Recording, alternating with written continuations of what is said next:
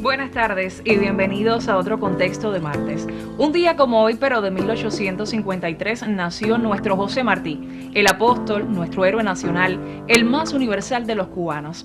A propósito, ofreceremos hoy algunos datos sobre su vida y obra, muy curiosos por cierto, y que tal vez usted no conozca, así que le convido a que se quede junto a nosotros. Ya vamos con nuestro video portada, la reseña que siempre abre las puertas a este contexto.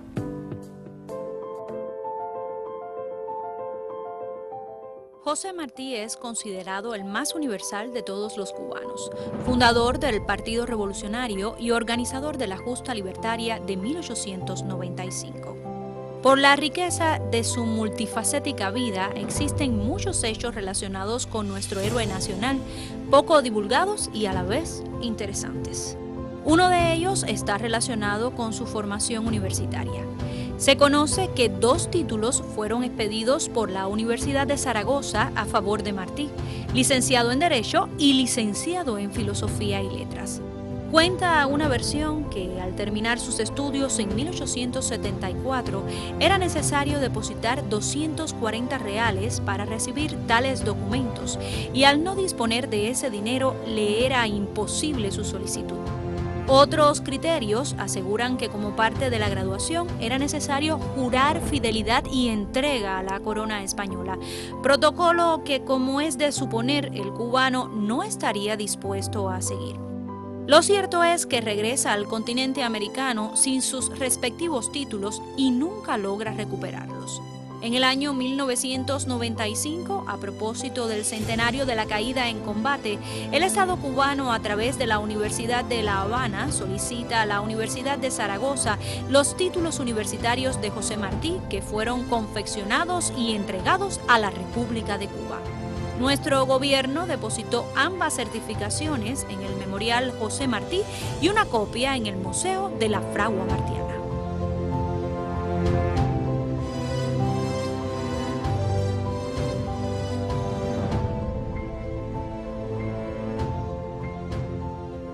A propósito de los 172 años del natalicio de José Martí, hoy hablaremos sobre su vida y obra y algunos datos curiosos que tal vez usted no conozca y nos enteraremos hoy. A propósito, estaremos hablando también con el estudioso de la obra martiana Agustín Rodríguez, profesor auxiliar y consultante de la Universidad de Cienfuegos Carlos Rafael Rodríguez y miembro de la Sociedad Cultural José Martí. Bienvenido una vez más, profesor. Muy buenas tardes. Buenas tardes. Profe, hay muchos rumores, o varios rumores que trascienden incluso la vida en Cuba sobre el natalicio de José Martí, ese 28 de enero de 1853, que como se conoce fue en la calle Paula, pero hay algunos rumores que dicen que fue en el Castillo de la Fuerza. Hábleme sobre esto. Bueno, la famosa casa de la calle de Paula, que por cierto, la casa, los altos fueron ocupados por don Mariano y la familia, y los bajos por el cuñado, no fue la casa completa, en la que Martí vivió solamente 3 años. El resto de los años vivió en diferentes casas en La Habana, porque el padre tenía que estar cambiando constantemente, porque no tenía trabajo, y vivió como en 8 casas. Incluso también vivió en la de Rafael María de Mendive, porque quedaba cerca de la escuela, y la de Fermín Valdés Domínguez. Cuando la casa estuvo abandonada durante mucho tiempo, en la Pseudo República, hasta que un momento determinado determinaron que fuera un museo, como es en la actualidad. Y en el centenario del natalicio de Martí asistió doña Leonor, la madre de Martí, asistió Carmen Sayas Bazán, su hijo Ismaelillo, y asistió Amelia, su hermana Amelia. Y en este momento que ellos asisten a la inauguración de la casa museo, ella señala el lugar de la casa, del cuarto, donde había nacido José Martí y una de sus hijas, porque eran 7 hermanos. Martí tenía 7 hermanos. Y posteriormente, ya casi reciente, se publica un libro por Gonzalo de Quesada que se llamaba Martí Hombre. En este libro de Gonzalo de Quesada había un testimonio de una señora, una joven llamada Carolina Fernández, que era la hija de un amigo entrañable de José Martí, que había estado con él en el presidio y que cuando Martí llega a Estados Unidos lo acoge en su casa, y que decía que don Mariano había dicho que Martí y su hija primera, Pilar, había nacido en el Castillo de la Fuerza. A partir de aquel momento empezó entonces la polémica, de que ya la habían presentado, la habían inaugurado como la Casa Museo, había asistido doña Leonor Pérez, y de buenas a primeras parece que no nació allí, que nació en el Castillo de la Fuerza. Comienzan las investigaciones y encuentran 2 partidas de bautismo, una en el Castillo de la Fuerza y una en la iglesia del Santo Ángel Custodio, que fue donde realmente se bautizó Martí. Cuando empiezan y después los que trabajaban en el castillo, que eran militares, tenían la potestad de poder bautizar a los niños, que como la religión católica predominaba, pues todos los niños se bautizaban en la iglesia que entendieran. Pero el mismo capellán que oficia en la iglesia del Ángel Custodio oficiaba allí. Entonces parece que se presentaron 2 partidas que aparecen. Después vamos a ver el libro los libros que traigo al respecto. 2 partidas de bautismo, porque posiblemente habría que pagar menos. La iglesia cobraba bastante por un bautismo en aquella época y creo que durante todas las épocas. Entonces, estaba entonces ya las 2 partidas de bautismo, estaba el libro que había escrito Gonzalo de Quesada, que era íntimo de Martí, y entonces comienzan las investigaciones. Van a buscar, creo que fue en el 2003, ya mucho más acá, van a buscar el expediente de Martí, estudioso, el expediente de Martí en España, de Martí, padre de don Mariano Martí, y encuentran un escrito que decía que Martí y la primera de sus hijas, Pilar, la que le decían la chata, casi todas tenían como un apodo, sí, pues había nacido en el Castillo de la Fuerza. Pero cuando continúan las investigaciones, fue en los años 40, eso lo encuentran estos estudiosos en el 2003, pero en los años 40 había existido esa polémica, y habían ido a buscar el expediente de Mariano, y había como que querían buscar, y abajo decía que no había nada, que no se encontraba ningún dato al respecto.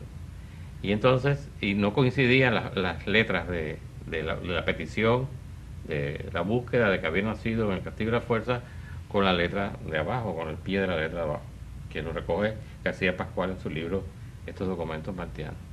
Por tanto, se considera que sí nació en la casa de la calle de Paula, independientemente que a partir del momento en que la casa se constituye en museo, pues comienza toda esta serie de rumores de que no había nacido en la casa, y después para decir a todos los cubanos que Martí no había nacido allí. Imagínense toda una complicación histórica. Nacido en el Castillo de la Fuerza era una complicación histórica. Lo que sí es cierto que solo vivió 3 años, vivió 2 años, si pensamos en el tiempo, vivió 3 años en esa casa, vivió 2 años en España, que lo llevaron los padres pequeños, y a los 17 años ya se va desterrado para España. Después regresa casado con Carmen Saya Bazán 1 año, y después regresa para allá ir al campo de batalla unos meses, de abril a mayo. O sea, el tiempo que vivió en La Cuba. La estancia en esa propia casa fue poco tiempo. No, y en Cuba. Y en Cuba, en general. Muchas personas que ripostan o que quieren ver la figura de Martí con otra forma de virtuarla, pues dicen que porque se fue para los Estados Unidos, que porque vivió 13 años en Estados Unidos, porque él no podía vivir en Cuba. Y en los Estados Unidos estaban las grandes congregaciones de los tabaqueros de Tampa, los tabaqueros de Cayo Hueso, que eran la masa fundamental, que fueron los que movieron a la Revolución Cubana. Por eso fue a los Estados Unidos y a los países latinoamericanos que fue. En Venezuela, ajá. Exactamente. Bueno, pues miren qué interesante. Algunos de estos datos, bueno, confieso que no los conocía, así que espero que ustedes también estén complacidos con esta primera parte de nuestra entrevista. Ahora vamos con nuestro segmento de actualidad.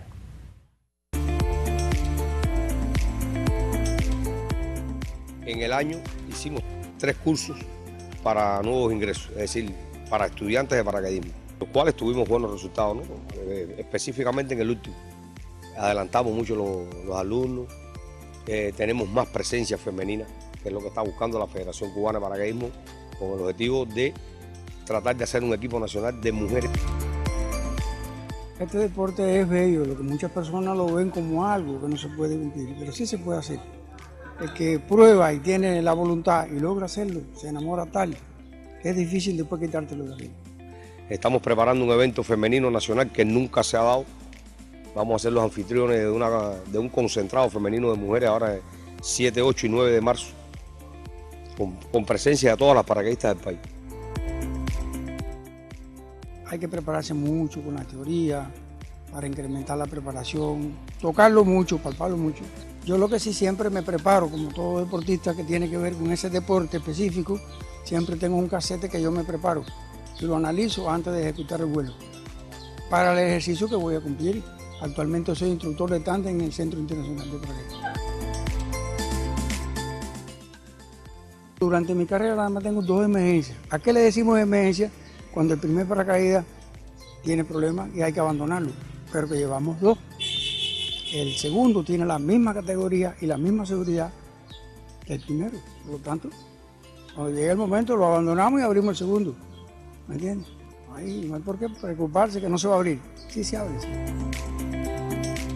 La cifra de los 10.000 saltos lo cumplí el 7 de diciembre, una fecha que para nosotros también es histórica. Pero realmente me siento orgulloso por haber cumplido una meta que yo me tracé desde muy joven. Indescriptible, eso es lo máximo, eso es adrenalina pura. Eso es más que una pasión, vaya.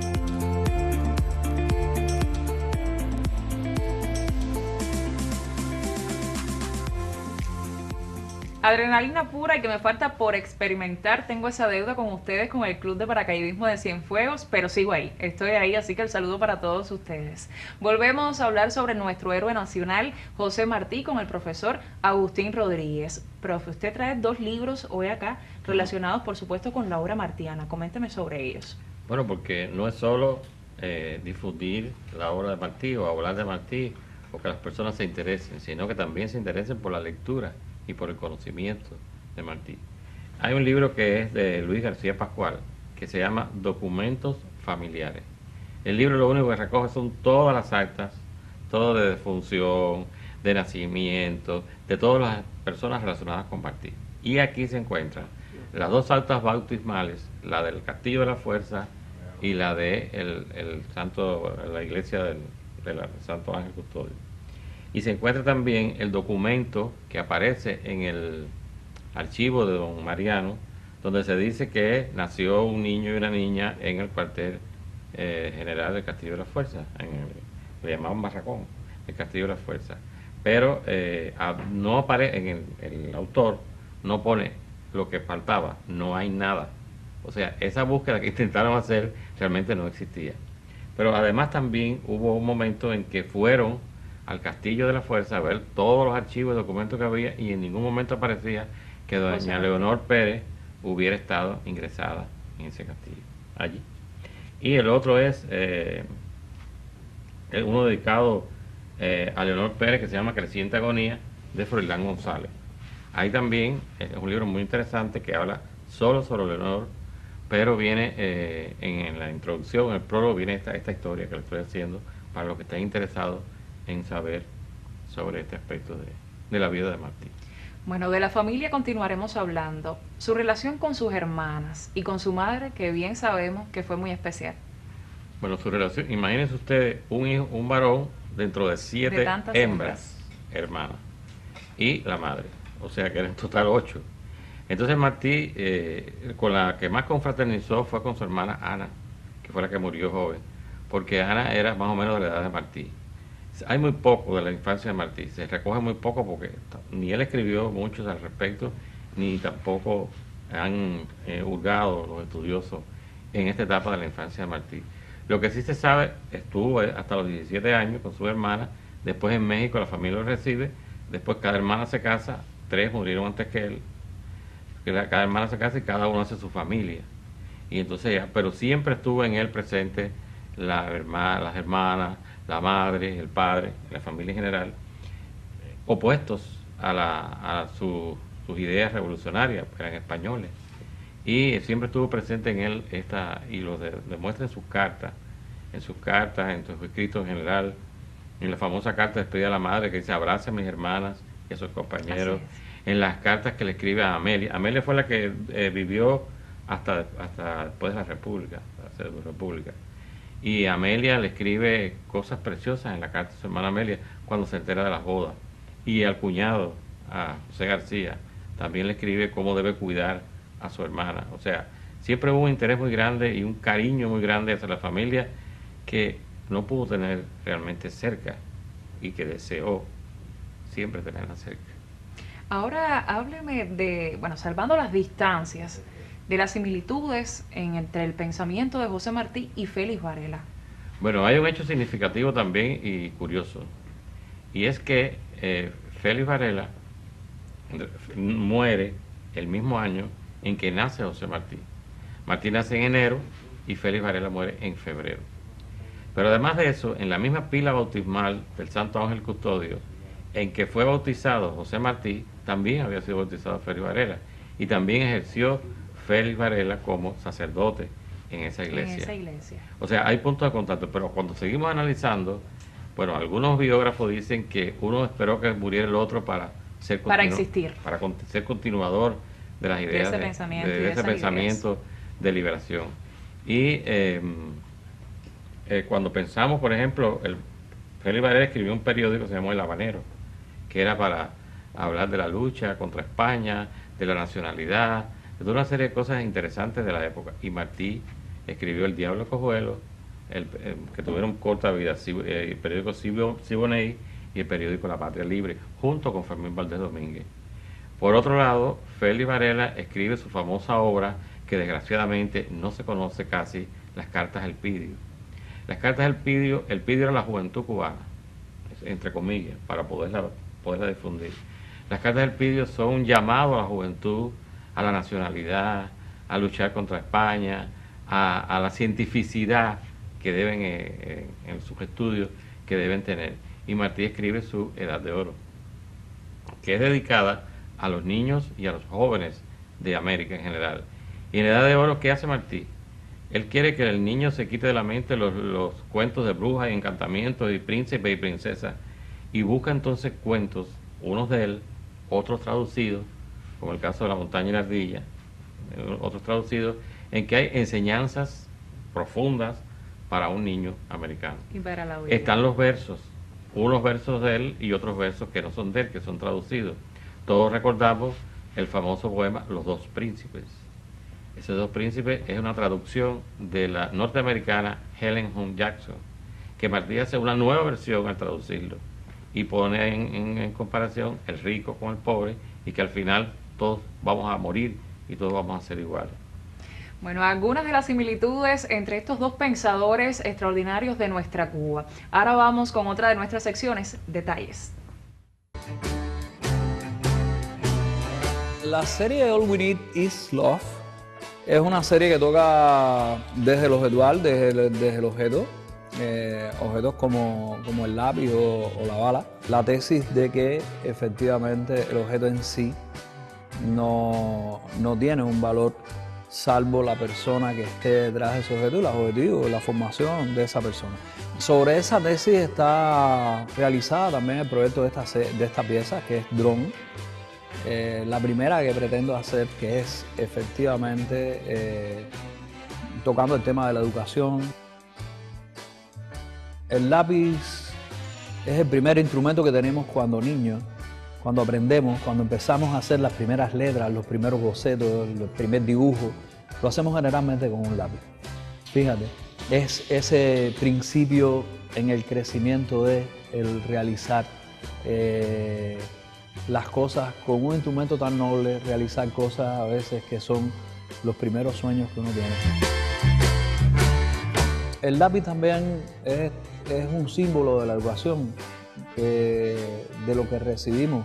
Y la educación es un símbolo de la sociedad, es un elemento que recibimos en la sociedad. Y yo pienso que todo empieza por ahí, por ese sedimento que te permite construir, ¿no?, en un plano lo que tenías en idea. Es el primer gráfico que hace, el primer dibujo que hace, el primer boceto que hace, lo hace generalmente con un lápiz. Y nosotros los artistas sabemos qué valor tiene ese dibujo, ese primer trazo que haces de cualquier idea que tienes. Creo que entonces ese paralelismo que hay entre lo soñado lo llevado al primer esbozo y lo luego realizado es indudablemente también un paralelismo que tiene con esta serie de All We Need Is Love, ¿no? De saber que tal vez, fíjate, no es todo lo que necesitamos, pero es un buen principio.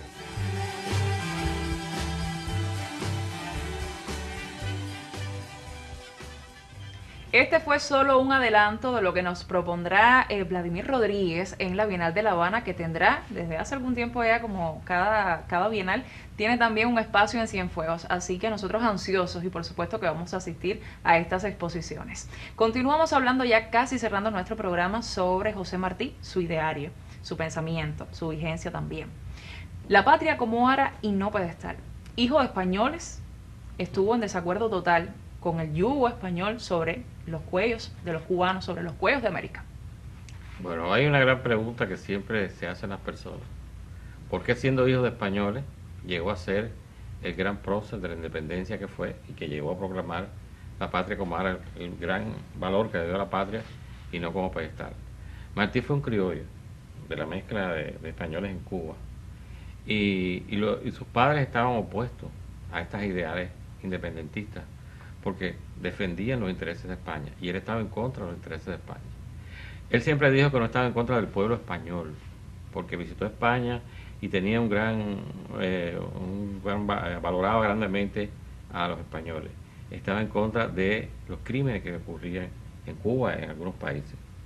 Y entonces cuando analizamos toda una serie de cosas, tenemos que analizar qué sucesos dieron origen a que Martí fuera este personaje, esta persona dedicada por entero a la independencia de Cuba. Él pudo haber tenido el dinero que hubiera deseado. Fue un escritor maravilloso, mencionado y aclamado por los grandes escritores de su época. Fue un periodista de primera plana, muy codiciado por todos los periódicos de la época de América y de Estados Unidos, etcétera. O sea que pudo haber ganado dinero, sin embargo, no quiso fortuna, no quiso riqueza, quiso dedicarse por entero a la causa revolucionaria.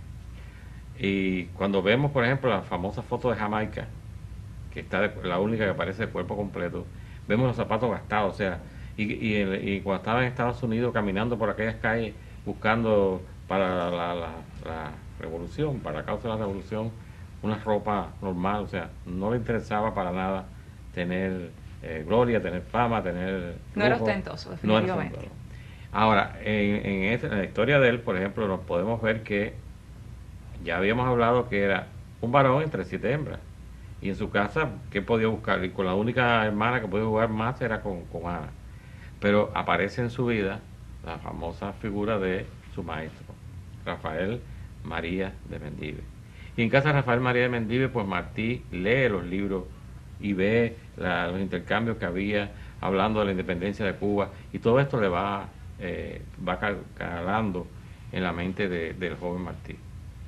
Y entonces, aparte de todo esto, pues en su estancia en España después, pues él, va al presidio político y ve los horrores que había el presidio político en Cuba y ve como lo mismo trataba a un viejo que a un niño, que a una mujer y que no había diferencia, y eso lo marcó para siempre a él. O sea, hay toda una serie de acontecimientos que hacen que él decida ser, con la gran mentalidad que tenía preclara, ese hombre que era el elegido para dirigir una revolución en contra del gobierno español. Cuando va a España, estudia las dos carreras que estudió, de leyes, de derecho y letras. Y se lee todas las obras de los clásicos. Es muy importante esa etapa española. Pero ahí se junta de nuevo con Fermín Valdés Domínguez, el famoso libro sobre los estudiantes de medicina, de la muerte de los estudiantes de medicina, también, y entonces todo esto hace que este hombre, que es hijo de españoles, pues le interesara luchar por la independencia de Cuba. Bueno, pues definitivamente se nos acaba el tiempo y de José Martí pudiéramos estar hablando muchísimo más, pero creo que usted nos tiene una frase por ahí, sí, que es ideal para terminar. Yo quería referirme a unas frases de la chilena Gabriela Mistral. Gabriela Mistral escribió mucho y muy bellas páginas sobre José Martí. y siempre que hablemos de José Martí es un agradecimiento a él. Y ella dijo, es agradecimiento en mi amor de Martí, agradecimiento del escritor que es el maestro americano, y también agradecimiento del guía de hombres terriblemente puro. Muchísimas gracias a usted también por estar nuevamente con nosotros, siempre bienvenido. Así que así nos despedimos, hasta el próximo martes con música. Nos vamos, nuestro querido coordinador dice que sí, nos despedimos con música. Buenas tardes para ustedes. Mi vida ha sido